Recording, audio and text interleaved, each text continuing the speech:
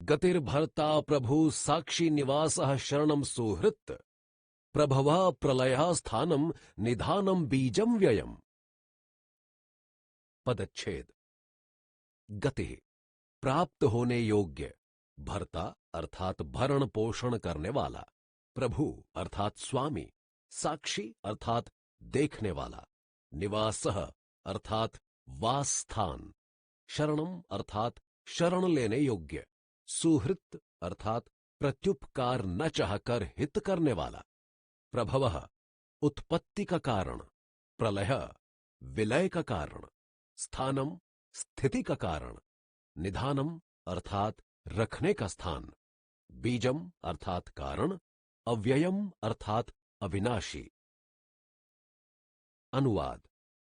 प्राप्त होने योग्य परम धाम, भरण पोषण करने वाला, सबका स्वामी, शुभाशुभ को देखने वाला, सबका वास स्थान, शरण लेने योग्य, प्रत्युपकार न चाहकर हित करने वाला, सबकी उत्पत्ति स्थिति प्रलय का कारण, प्रलय काल में समस्त भूतों के सूक्ष्म रूप से लय होने का स्थान तथा संपूर्ण ब्रह्मांड का अविनाशी कारण भी मैं ही हूं। तपाम्य हम वर्षम निगृहाणमुक्त सृजामि च अमृतम चैव मृत्युश्च सदसच्चाहम अर्जुन। पदच्छेद। तपामि अर्थात तपता हूं, अहम यानी मैं, वर्षम वर्षा को, निगृह्णामि अर्थात रोक लेता हूं, उत्सृजामि छोड़ देता हूं, च यानी और, अमृतम यानी अमृत, च यानी तथा, एव यानी ही, मृत्युः अर्थात मृत्यु, च यानी और, सत अर्थात सत, असत यानी असत, च यानी तथा, अहम मैं, अर्जुन यानी हे अर्जुन। अनुवाद। हे अर्जुन, मैं ही सूर्य रूप से तपता हूं, उष्णता देता हूं, मैं ही वर्षा को रोक लेता हूं और फिर उसे छोड़ देता हूं, मैं ही अमृत तथा मृत्यु हूं और सत तथा असत भी सब कुछ मैं ही हूं। टिप्पणी। प्रथम पंक्ति द्वारा भगवान ने यह आशय प्रकट किया है कि अपनी किरणों द्वारा समस्त संसार को उष्णता एवं प्रकाश प्रदान करने वाला सूर्य उन्हीं का स्वरूप है। इस सूर्य द्वारा समुद्र तथा अन्य जलाशयों से जल को भाप के रूप में उठाने और उसके वर्षाकारी मेघों में परिणत हो जाने के उपरांत उन द्वारा यथा समय यथा योग्य जल वितरण कराने का काम, अर्थात कब और कहां वर्षा जल को रोके रखना है तथा कब और कहां उसे छोड़ देना है, ये भी भगवान ही संपन्न करते हैं। जिसके पान कर लेने पर अथवा जिसे प्राप्त कर लेने पर जीव मृत्यु के वश में न होकर अमर हो जाता है, उसे अमृत कहते हैं।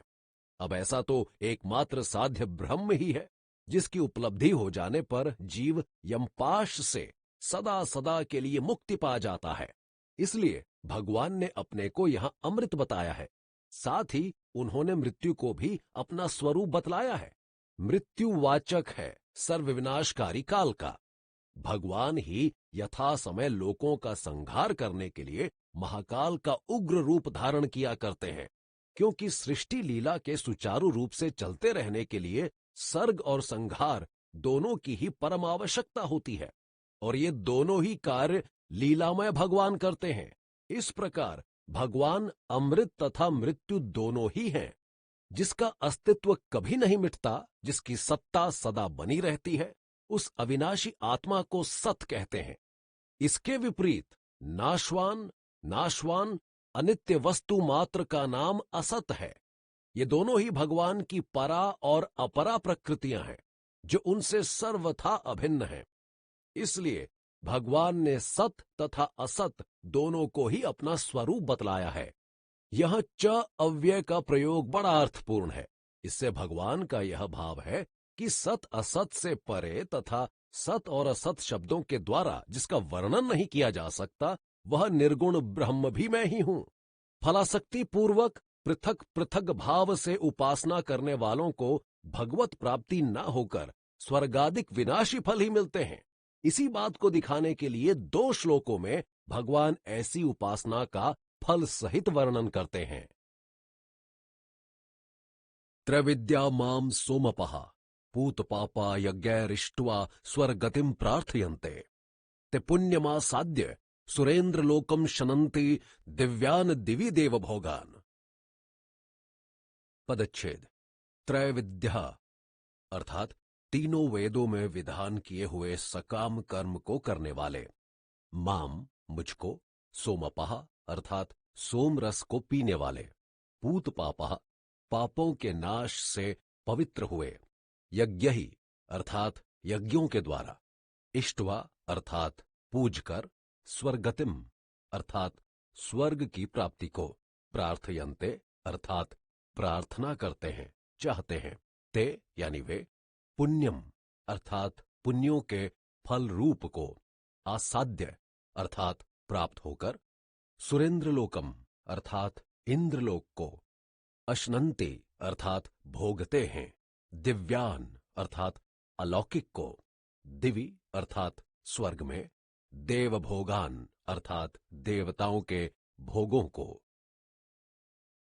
अनुवाद। तीनों वेदों में विधान किए हुए सकाम कर्मों को करने वाले, सोम रस को पीने वाले एवं पापों के नाश से पवित्र हुए पुरुष मुझको यज्ञों के द्वारा पूजकर स्वर्ग की प्राप्ति चाहते हैं।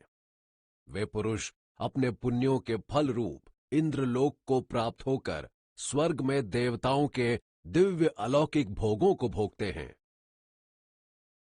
टिप्पणी। ऋग्वेद, सामवेद तथा यजुर्वेद, इन तीनों वेदों को वेदत्रयी अथवा त्रिविद्या कहते हैं। इन तीनों में वेदों में वर्णित नाना प्रकार के यज्ञों की विधि तथा उनके फल में श्रद्धा प्रेम रखने वाले एवं उसके अनुसार कर्म करने वाले मनुष्यों को त्रैविद्या कहते हैं। यज्ञों में सोमलता के रसपान की बतलाई गई विधि के अनुसार सोमलता के रसपान करने वालों को सोमपः कहते हैं।